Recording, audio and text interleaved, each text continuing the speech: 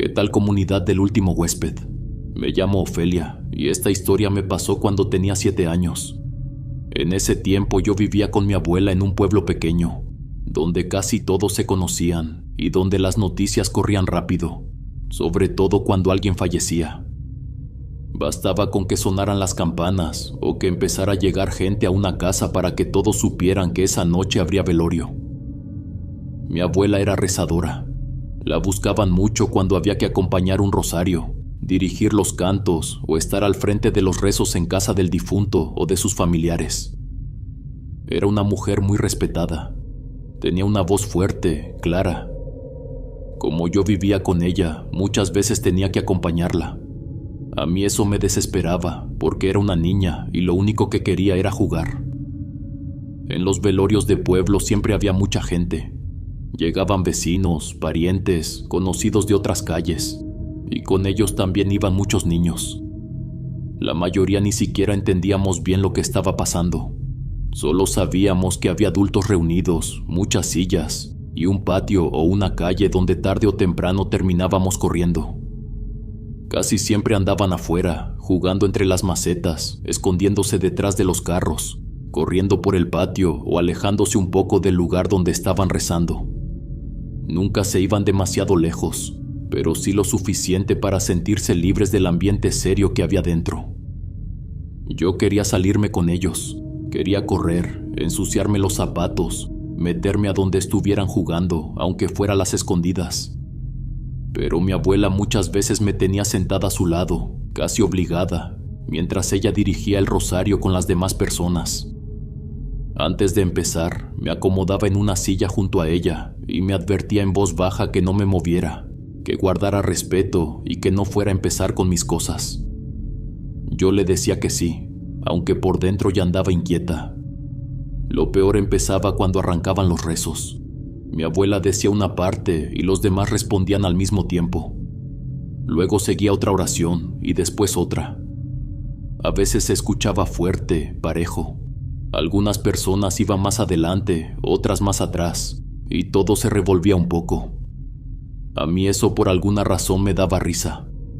No era por burlarme, tampoco era porque me pareciera gracioso que estuvieran velando a un difunto. Era más bien una reacción rara que me daba por estar ahí sentada a la fuerza, queriéndome ir a jugar, sintiendo que no podía moverme ni hablar. Algo de escuchar a mi abuela empezar el rezo y a todos contestarle al mismo tiempo me provocaba una risa nerviosa que me costaba mucho controlar. Cuando empezaban los cantos me iba peor. Escuchar tantas voces juntas, unas afinadas y otras no, me hacía apretar la boca, bajar la cabeza o taparme la cara para que no se me notara. Había noches en que hasta sentía que se me salían las lágrimas de tanto aguantarme la risa. Mi abuela se daba cuenta. A veces bastaba con que me mirara de reojo para que yo entendiera que me estuviera quieta. Otras veces me apretaba la mano, me jalaba un poco del brazo o me daba un pellizco discreto por debajo del rebozo para que se me quitara cualquier intento de risa. Yo trataba de portarme bien, pero me costaba mucho. Recuerdo que en varios velorios me la pasaba contando los minutos para que por fin me dejaran salir al patio un rato. En cuanto veía que mi abuela se distraía o que otra señora se le acercaba a hablar, yo buscaba el momento para levantarme de la silla y escabullirme con los demás niños. Esos ratos afuera eran lo único que me salvaba, porque adentro todo se sentía pesado. Así era casi siempre cada vez que acompañaba a mi abuela, hasta que un día un difunto me siguió a casa. Esa noche el velorio fue en una casa que estaba casi a la orilla del pueblo, en una calle de tierra donde ya después de cierta hora todo se veía más oscuro. La sala estaba llena de sillas, cirios, flores y gente rezando en voz baja. Mi abuela dirigía el rosario como siempre, sentada al frente, con su rebozo puesto y el librito entre las manos. Yo estaba junto a ella, tratando de quedarme quieta, aunque por dentro ya me sentía desesperada. Afuera había varios niños corriendo entre las macetas, jugando cerca de una pila vieja y entrando a ratos. La señora a la que estaban velando tenía muy mala reputación en el pueblo. Yo estaba chiquita, pero aún así ya había escuchado comentarios sobre ella. Decían que había sido muy enojona, muy pleitista y que casi nadie la aguantaba mucho tiempo. Incluso su final había sido triste, porque falleció sola y ninguno de sus hijos se presentó para acompañarla. La única que andaba al pendiente era una hermana suya, que fue la que movió todo para hacer el rezo y recibir a la gente. Aún así, la casa estaba llena. Eso era normal en mi pueblo. En los velorios siempre caía mucha gente. Unos iban de verdad a acompañar, otros por compromiso. También había quienes nomás llegaban un rato, se tomaban un café con pan y se quedaban platicando afuera o en la cocina. Yo estaba sentada junto a mi abuela, casi pegada a ella. Antes de que empezaran los rezos me había querido salir al patio, pero ella me agarró del brazo y me sentó de nuevo en la silla. Me apretó lo suficiente para que entendiera que esa noche no quería que anduviera corriendo de un lado a otro. Yo me enojé, pero me quedé ahí. Luego comenzaron los cantos, y esa vez me dio más risa que otras noches. Las señoras iban cantando de una manera muy lenta, como cansadas, como si ya casi se estuvieran quedando dormidas. Yo ya estaba fastidiada y ni siquiera disimulé tanto. Me daba risa escuchar cómo cantaban así, todas despacio y medio dormidas, mientras yo nomás quería estar afuera con los demás niños. Varias veces bajé la cabeza, pero no por respeto, sino porque sentía que si miraba a mi abuela me iba a regañar ahí mismo. Ella sí se dio cuenta. Me miró feo más de una vez, y en una de esas hasta me volvió a detener del brazo para que no me levantara. Yo seguía inquieta, moviendo los pies y volteando hacia el patio cada rato. Afuera se escuchaba que los niños seguían jugando, y eso me desesperaba más. Al final, después de insistirle varias veces en voz bajita, mi abuela me dejó salir. Lo hizo molesta. Se le notaba en la cara. Me dijo que nomás un rato y que no me fuera lejos. Yo salí casi corriendo, feliz de por fin poder moverme. Esa noche, al menos mientras estuvimos ahí, todo pareció normal. No vi nada raro, no escuché nada extraño. Solo jugué un poco afuera, estuve cerca de los otros niños, y luego cuando mi abuela terminó de rezar y llegó la hora de irnos, nos regresamos a la casa. Pero en el camino ella me fue regañando. Me dijo que le había faltado al respeto, que ya estaba bastante grande para comportarme así, y que cómo se me ocurría andarme riendo en un velorio. Yo iba enojada también, así que en vez de caminar a su lado, me crucé al otro lado del camino para no ir cerca de ella. Seguimos así todo el trayecto, ella de malas, regañándome todavía de vez en cuando, y yo haciéndome la ofendida, sin querer ni voltearla a ver. Esa noche me metí a mi cuarto todavía enojada. No quise cenar nada más, nomás me cambié, me acosté y me di la vuelta hacia la pared, todavía con coraje por el regaño de mi abuela. Ella seguía despierta en el otro cuarto, moviendo cosas y acomodándose para dormir. Yo quería quedarme dormida rápido, pero tardé en agarrar el sueño. Seguía pensando en el velorio y en el regaño que me dio de regreso. Estaba chiquita, así que para mí eso ya era suficiente para sentir que había sido una noche pesada. En eso escuché que alguien se aclaró la voz. Fue un sonido corto, como cuando una persona carraspea antes de hablar. Al principio pensé que había sido mi abuela en su cuarto. Eso no me asustó tanto, porque todavía se oían pequeños ruidos de la casa y yo sabía que ella seguía despierta. Pero luego volvió a sonar. Esta vez no se escuchó lejos. Se oyó dentro de mi cuarto, muy cerca de la cama, casi a un lado de mí. Sentí un frío horrible. Me incorporé de golpe y me quedé mirando hacia la oscuridad, tratando de entender de dónde había salido ese ruido. Mi cuarto estaba casi negro. Nomás entraba un poco de luz de la calle, muy poquita, y apenas alcanzaba para distinguir los bultos de los muebles. No vi nada claro en ese momento. Aún así, me bajé de la cama rapidísimo y me fui corriendo al cuarto de mi abuela.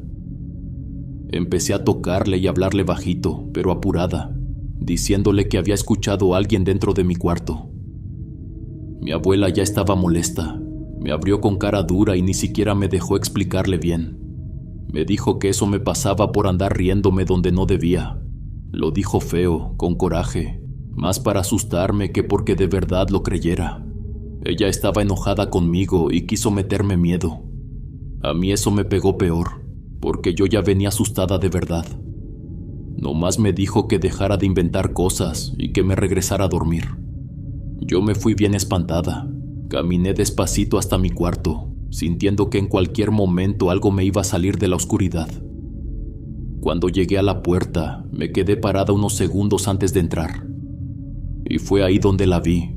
Dentro del cuarto se distinguía a alguien sentado. No le vi la cara.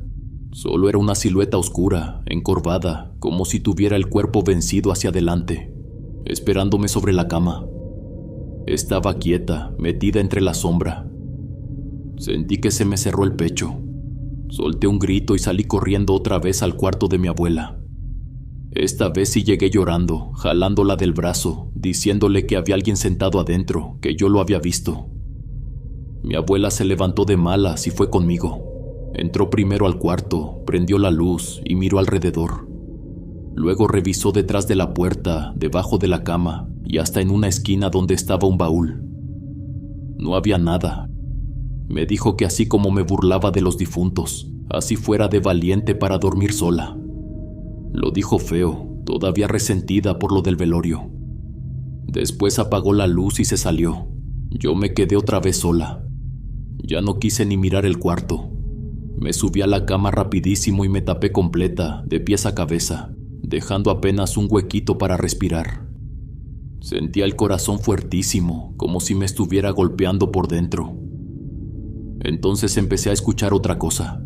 Era un sonido muy bajito pero claro, como si alguien se arrastrara por el suelo. Se oía despacio, rozando el piso, avanzando poquito a poquito dentro del cuarto. Yo apreté los ojos con fuerza y me encogí toda en la cama. Ni siquiera quería sacar la cara de la cobija. Junto con eso empecé a oír un lamento, muy leve, casi como un quejido apagado, pero presente. No era un llanto como de persona despierta. Era peor porque sonaba bajito, cerca, como si anduviera dando vueltas adentro del cuarto. Yo ya estaba casi llorando. Me hice chiquita en la cama, apretando las piernas y los brazos, tratando de ocupar el menor espacio posible. Sentía que si me destapaba, aunque fuera un poco, iba a haber alguien junto a mí. Eso no se quedó en una sola noche. Durante 3 noches seguidas volvió a pasarme algo dentro del cuarto. Yo me acostaba con el cuerpo tenso desde antes de apagar la luz, porque ya sabía que en algún momento iba a empezar a escuchar ruidos o a sentir que no estaba sola. La segunda noche fue peor. Yo me acosté mirando una silla que tenía arrimada en una esquina del cuarto. Recuerdo bien que cuando cerré los ojos, esa silla estaba vacía. Todavía alcancé a verla antes de acomodarme entre las cobijas. No sé cuánto tiempo pasó, pero en la madrugada me desperté de golpe. No fue por un ruido fuerte, más bien sentí esa clase de inquietud que te saca del sueño sin razón clara. Abrí los ojos y tardé unos segundos en acostumbrarme a la oscuridad. Entonces miré hacia la silla. Ya no estaba vacía. Había alguien sentado ahí. No le vi la cara. Solo distinguí una figura quieta, como vestida con una bata o una tela larga, perdiéndose entre la oscuridad del cuarto. La forma del cuerpo se alcanzaba a notar, encorvada apenas. No me moví al principio. Me quedé acostada, tratando de convencerme de que estaba confundida, que tal vez era ropa mal acomodada o una sombra. Pero no. Salí corriendo a buscar a mi abuela. Prendió la luz y revisó todo otra vez. La silla estaba vacía. No había nadie. La tercera noche ya ni siquiera necesité ver nada para saber que eso seguía ahí. Apenas entré al cuarto me volvió esa sensación horrible de no estar sola. Le decía a mi abuela apenas despertaba que eso seguía entrando a mi cuarto y no me dejaba dormir. Ella al principio pensaba que yo seguía impresionada por el regaño y por el velorio. Aún así, como me veía tan asustada, terminó echando agua bendita en las esquinas, debajo de la cama, detrás de la puerta y hasta en la ventana. Eso me calmó muy poquito. Esa agua bendita me hacía sentir acompañada un rato, pero llegada la noche yo volví a ponerme nerviosa. Un día pasó algo distinto. Yo había salido de la escuela y regresé a la casa a mediodía. Mi abuela estaba dentro, acomodando unas cosas. Apenas entré, la vi muy seria, parada junto a la puerta de mi cuarto. Le pregunté qué tenía. Tardó un poco en contestarme. Luego me dijo que acababa de ver a una mujer agachándose, como si se estuviera metiendo debajo de mi cama. Me explicó que la había visto de reojo al pasar por el cuarto. No le vio la cara, solo alcanzó a distinguir una figura de mujer inclinándose hacia abajo, muy rápido. Esa misma tarde me dijo que una amiga suya iba a ir a la casa para hacer una limpia. Esa mujer llegó al anochecer.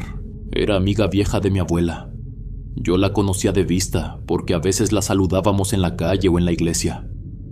Entró con unas ramas, un vaso, un rosario y otras cosas que en ese tiempo yo ni entendía bien. Empezó a recorrer la casa despacio. Fue entonces cuando esa señora le dijo que la presencia sí venía pegada a mí. Según ella, todo había empezado por mi risa en el velorio. Dijo que aunque yo era una niña, el difunto podía verse ofendido y por eso me había seguido hasta la casa. A mí eso me asustó más, porque yo nunca me había reído por maldad. Mi abuelita también lo explicó. Le dijo que yo nomás era inquieta y que siempre me desesperaba en los rezos. La señora respondió que a veces eso bastaba, porque no todos los difuntos se iban en paz y algunos se quedaban sentidos. También le recomendó que si yo no quería acompañarla, lo mejor era no llevarme más a esos lugares, ni a velorios ni a rezos de ese tipo. Le explicó que había niños más sensibles y que cuando se sentían obligados o entraban con una energía equivocada, podían llamar cosas que luego no entendían. Mi abuela sí le hizo caso. Desde entonces dejó de llevarme con ella a los velorios. Cuando alguien la buscaba para rezar, se iba sola o veía con quién encargarme. Nunca volvió a sentarme a la fuerza junto a ella en una casa donde estuvieran velando a un fallecido. Aún así, el miedo se me quedó mucho tiempo. Cada vez que mi abuela salía de noche a rezar y yo me quedaba sola en la casa, sentía un hueco en el estómago. Me daba miedo volver a ver algo feo, alguna silueta, algún movimiento junto a mi cama. Me costaba trabajo dormirme cuando ella no estaba. Por suerte no volvió a pasarme nada. Nunca regresó esa mujer que se me aparecía. Nunca supimos si de verdad era la señora del velorio o algo que simplemente se pegó a mí por estar ahí. Lo único que sé es que después de aquellos días ya no me dio risa escuchar rezos en una casa de difunto. Y tampoco volví a querer acompañar a mi abuela por las noches. Si las experiencias te están gustando, no dudes en suscribirte al canal. Esto nos permite llegar a más personas. Continuamos con la siguiente narración paranormal.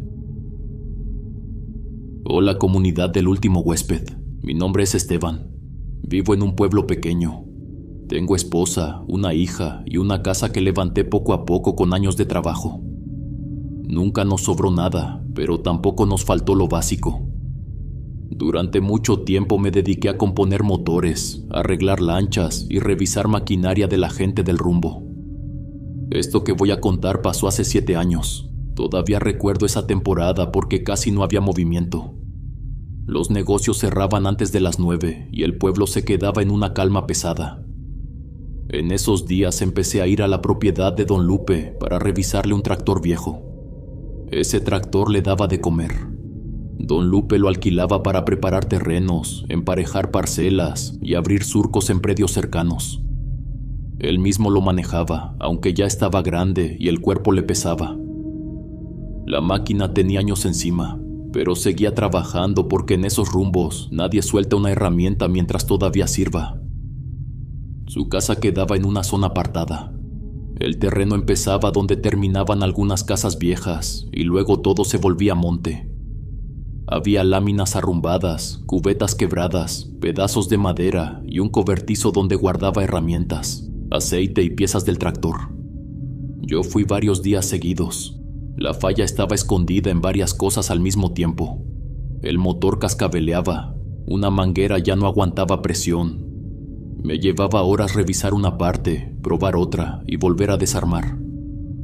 Don Lupe casi siempre permanecía cerca, sentado en una silla de plástico. Era un hombre serio.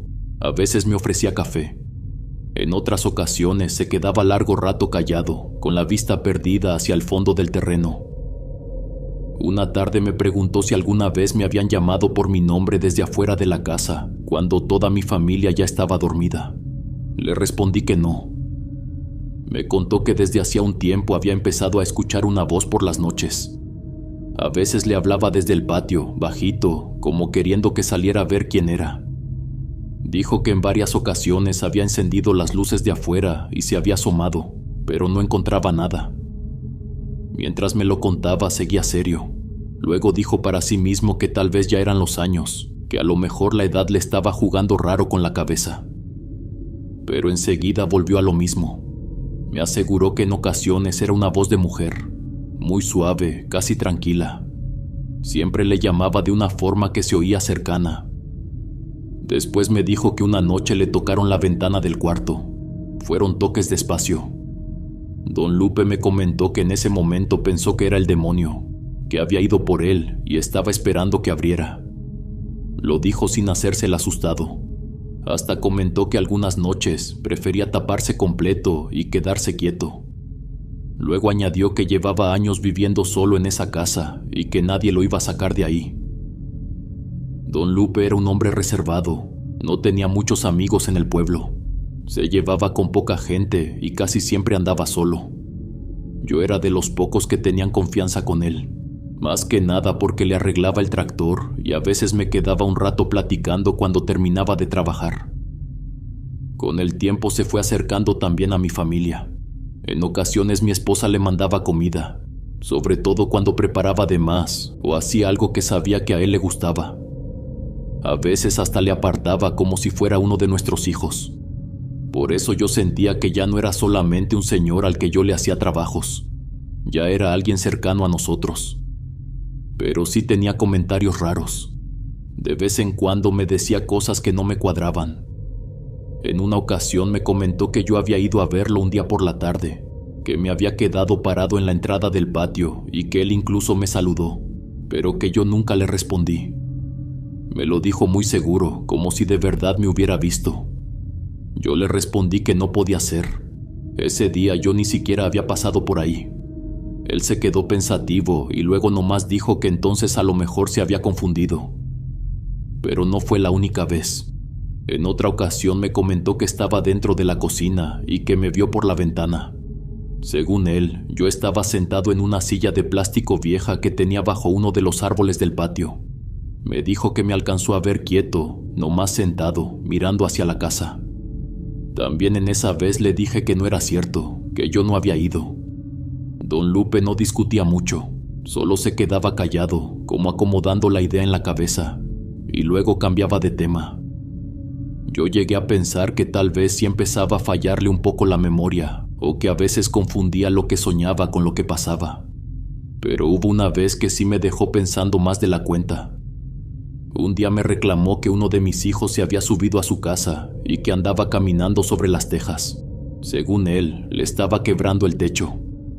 Me habló con molestia. Hasta me dijo que yo debería enseñarles a mis muchachos a respetar. Eso era imposible. Mi hijo en ese tiempo ya ni siquiera vivía en el pueblo. Se había ido a estudiar la secundaria con una hermana mía.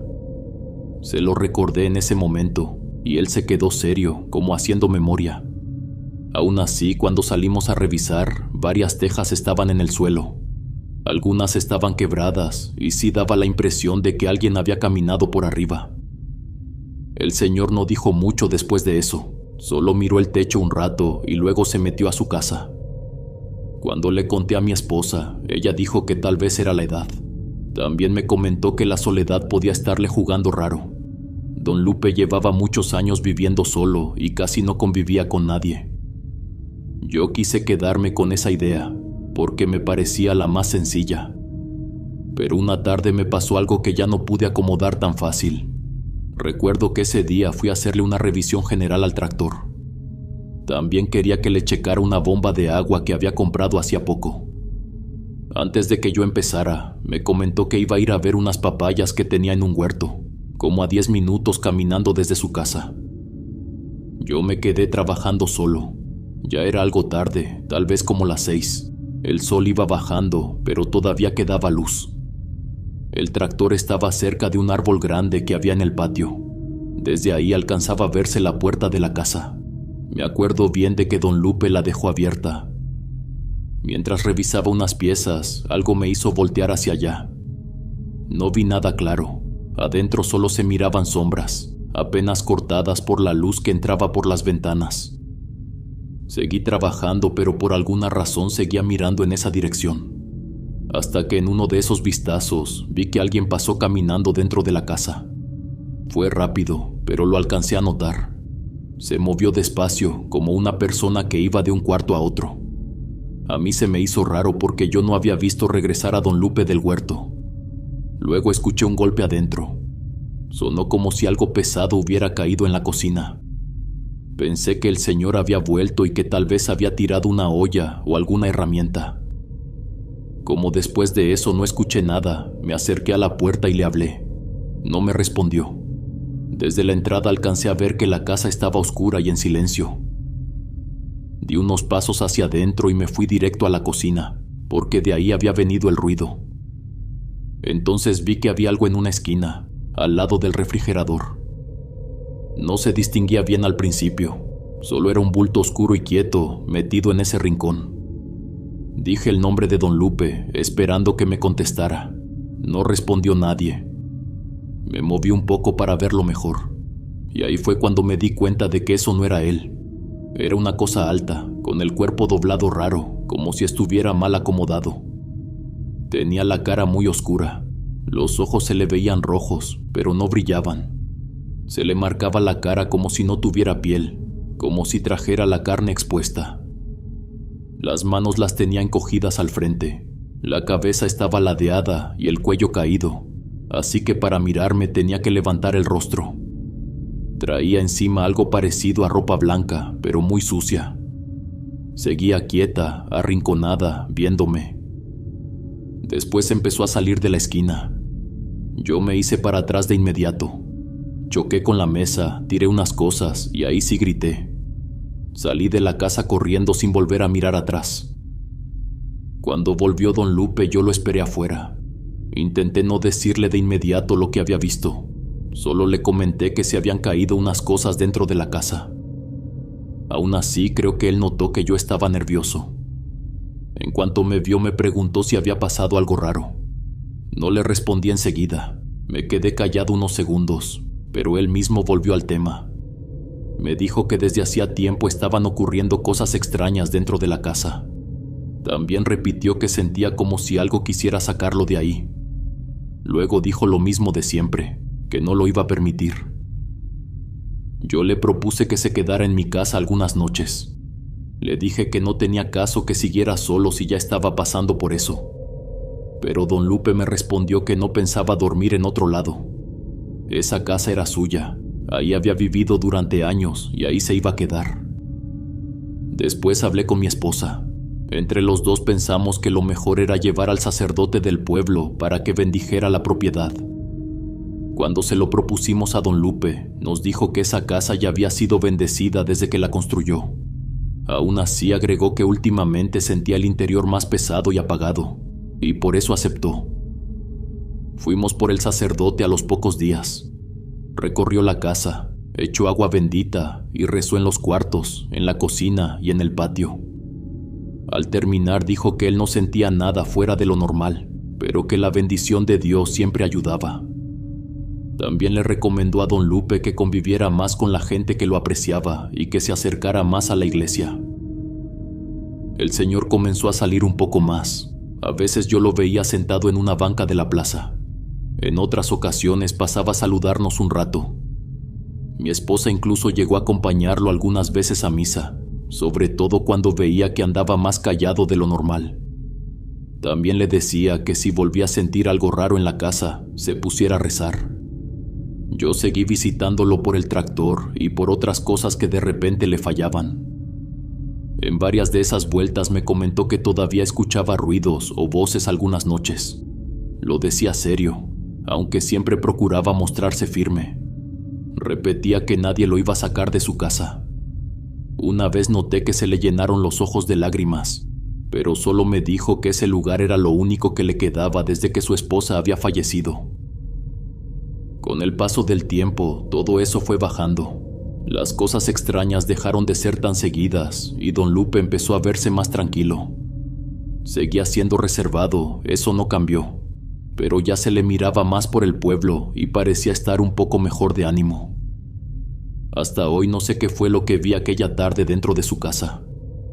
Y la verdad, siempre me quedó la duda de si el señor me contó todo o si guardó una parte para él.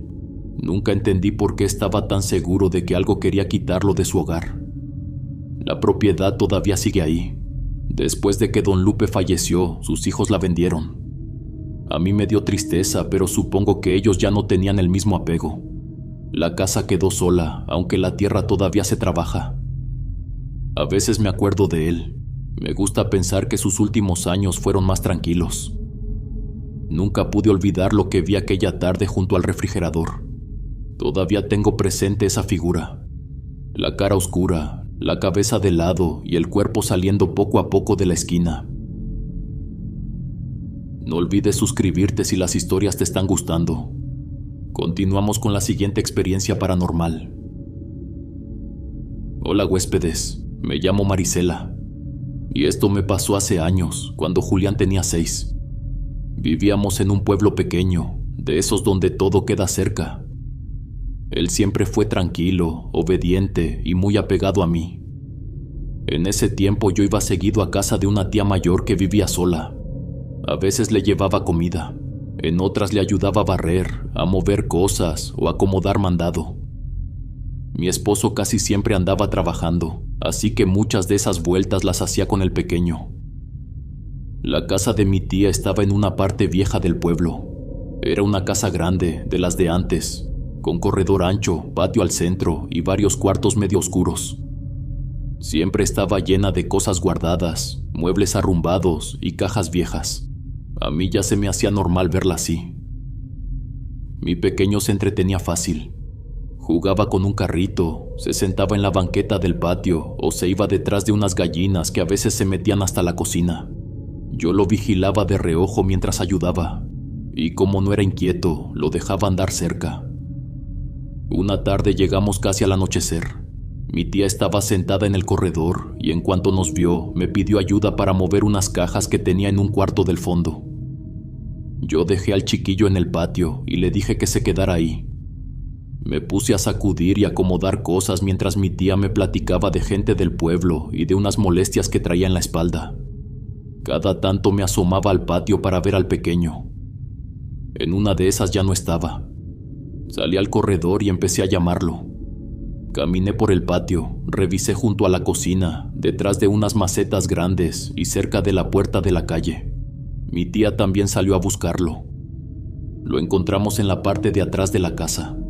Estaba parado frente a un cuartito que siempre permanecía cerrado, mirando por la rendija de la puerta.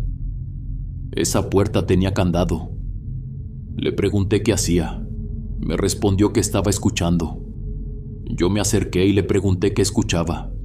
Entonces me dijo que parecía ver un niño hablando adentro. Se quedó atento unos segundos, como tratando de volver a oírlo. Y cuando le preguntamos qué decía, nos respondió que no entendía, que solo le parecía la voz de un niño.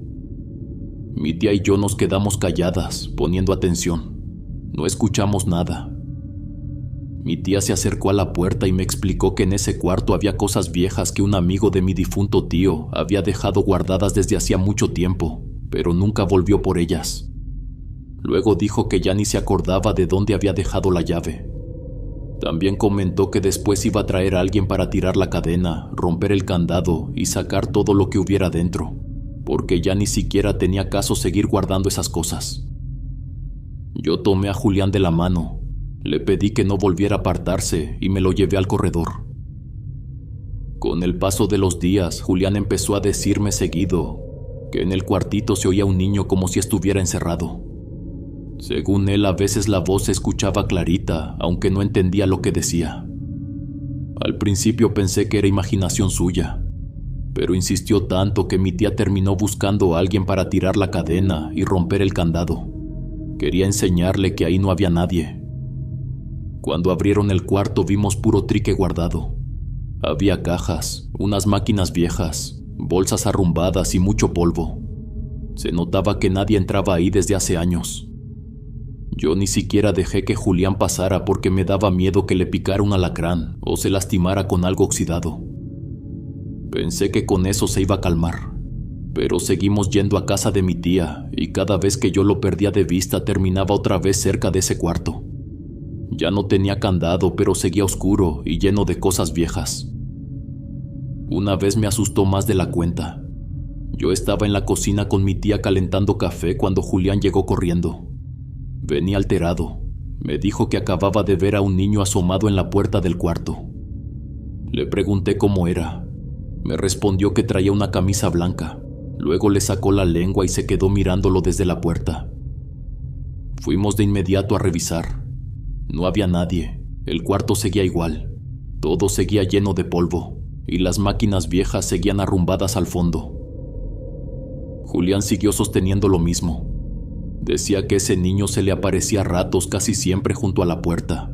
A veces nomás se asomaba. Otras le hacía señas con la mano para que se acercara como queriendo meterlo al cuarto. Eso me lo contaba con miedo, pero también con curiosidad. Lo que más le impresionaba eran los ojos. Decía que los tenía muy abiertos. Con el tiempo mi hijo empezó a tenerle miedo a la casa de mi tía. Ya no quería acompañarme. Desde que le decía que íbamos para allá se le bajaba el ánimo. A veces se quedaba callado y solo agachaba la cabeza mientras salíamos. Pero muchas veces no tenía con quién dejarlo. Mi esposo casi siempre andaba trabajando, así que en varias ocasiones me tocaba llevarlo conmigo, aunque no quisiera. Eso me hacía sentir mal, porque yo ya sabía que ese lugar le estaba pesando de alguna manera.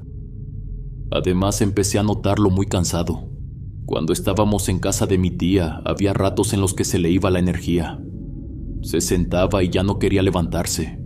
En ocasiones se quedaba dormido en algún sillón sin haber jugado casi nada. O me decía que no tenía hambre, aunque hubiera pasado varias horas sin comer.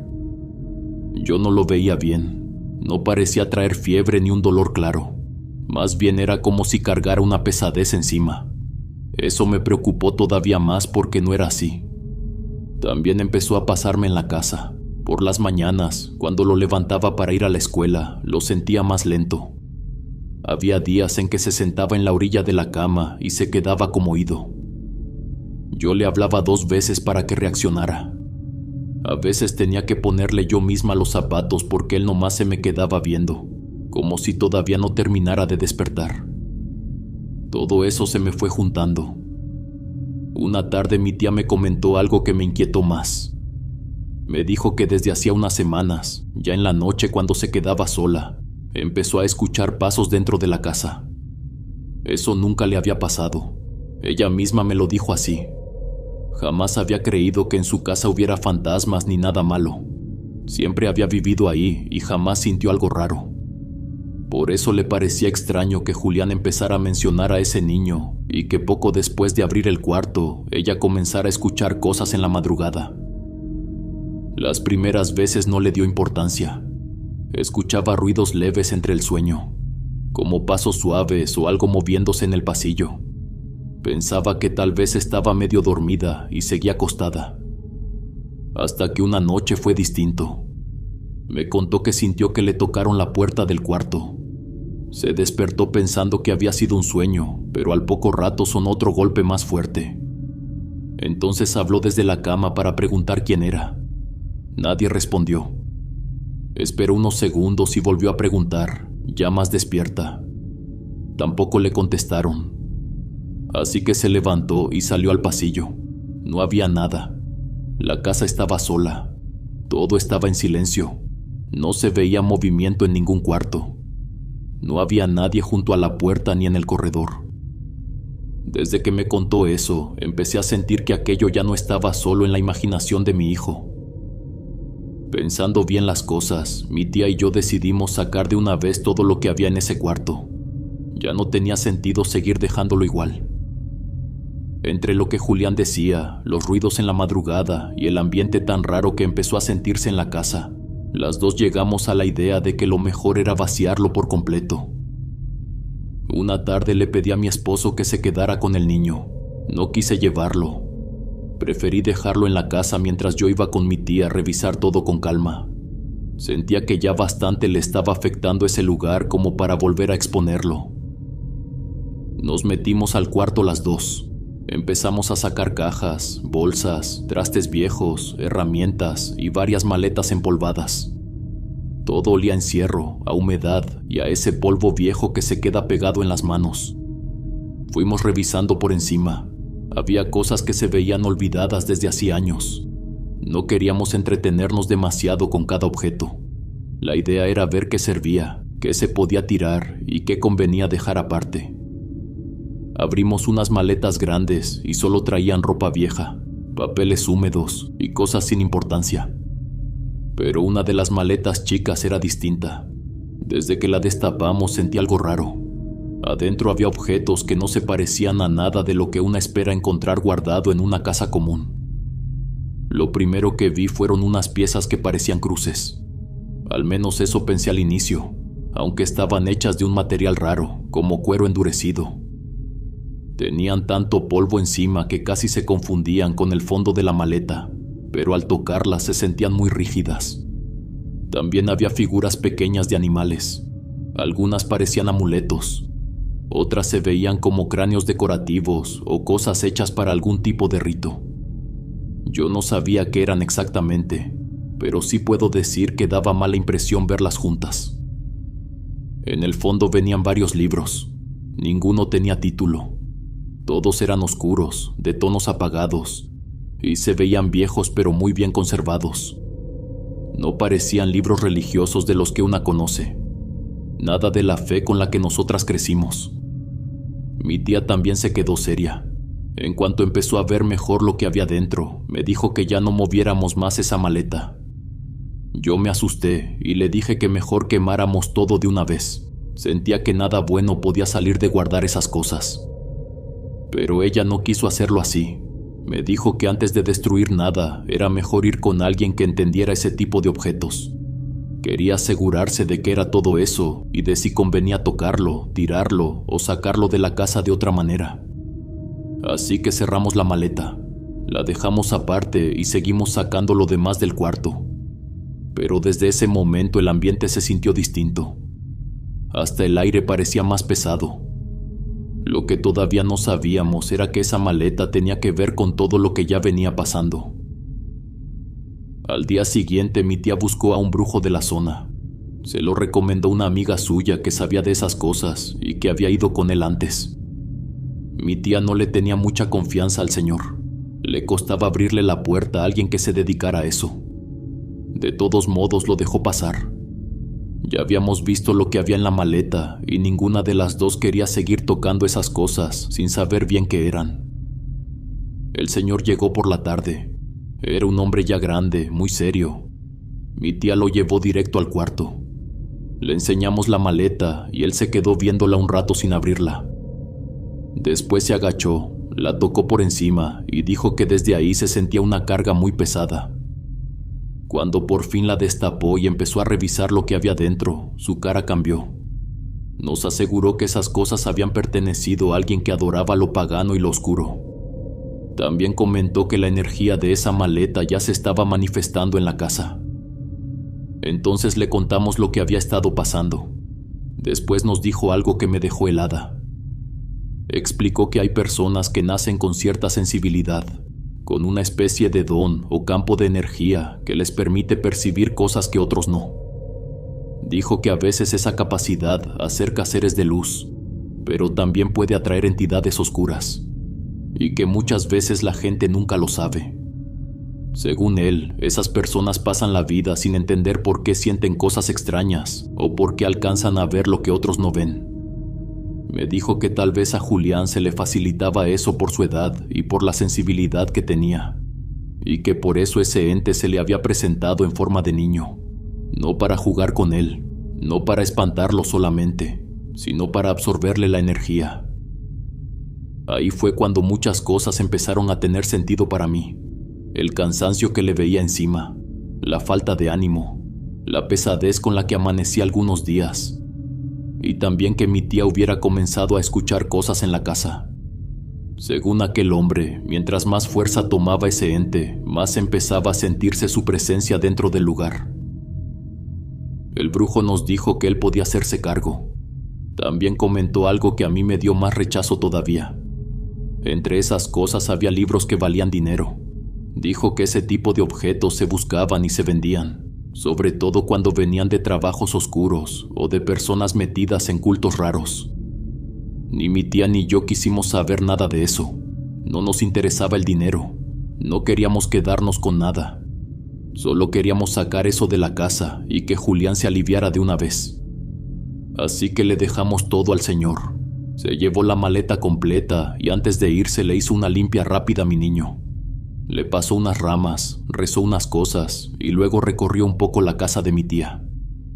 No fue algo largo, pero desde ese mismo día el ambiente empezó a cambiar. Las cosas se fueron calmando. Mi tía dejó de escuchar pasos en la madrugada. Ya no volvieron los golpes en la puerta. La casa se sintió más tranquila, y lo más importante fue que Julián empezó a recuperar la energía. Poco a poco volvió a ser el mismo. Se le notó otra vez el ánimo y dejó de mencionar al niño del cuarto. Con los días todo se fue apagando hasta quedarse atrás. Afortunadamente no pasó a más. Hasta el día de hoy mi hijo hace su vida normal. Nunca volvió a ver algo así ni a ponerse de esa manera. Todo terminó en cuanto aquella maleta salió de la casa.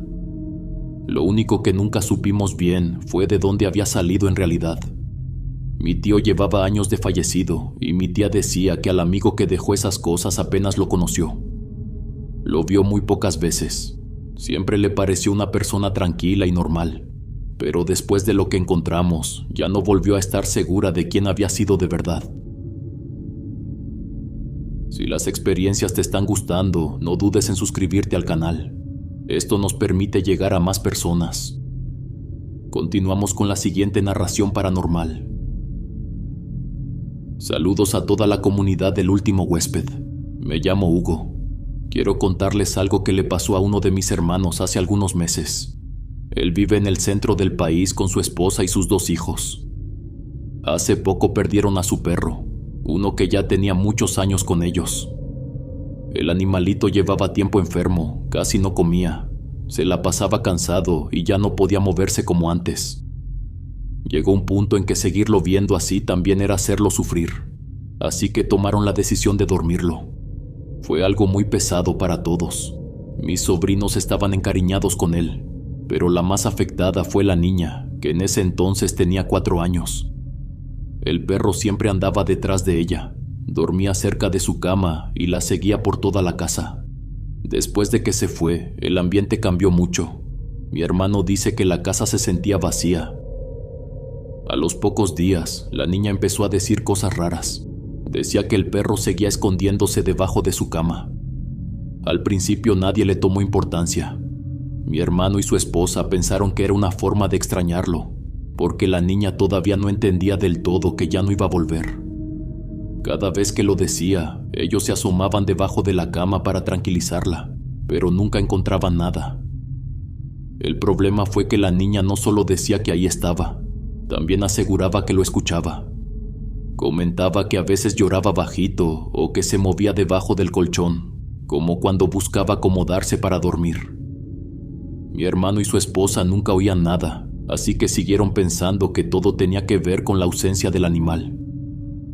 Eso duró varios días, hasta que una tarde mi hermano se quedó solo en la casa. Su esposa había salido por los niños y él estaba trabajando desde su cuarto. Estaba terminando de responder unos correos cuando escuchó un sonido que lo hizo detenerse. Era un lloriqueo de perro. Fue leve, pero claro. Mi hermano pensó que tal vez había escuchado mal o que el ruido venía de la calle, así que siguió en lo suyo. Pero unos segundos después volvió a oírlo. Esta vez puso más atención y se dio cuenta de que venía del cuarto de los niños. Se levantó de inmediato. Mientras se acercaba a la puerta, volvió a escucharlo por tercera vez. Dice que en ese momento ya sentía algo raro, porque ese sonido se parecía demasiado al del perro que habían perdido. Entró al cuarto y a simple vista no vio nada fuera de lugar. Decidió revisar debajo de la cama de su hija. Se agachó despacio y miró hacia el fondo. Arrinconado en una esquina había un perro. No era igual al que ellos habían tenido. Se parecía en el tamaño, pero el pelaje se veía mucho más oscuro y el cuerpo estaba encogido de una forma extraña. Lo que más le llamó la atención fueron los ojos.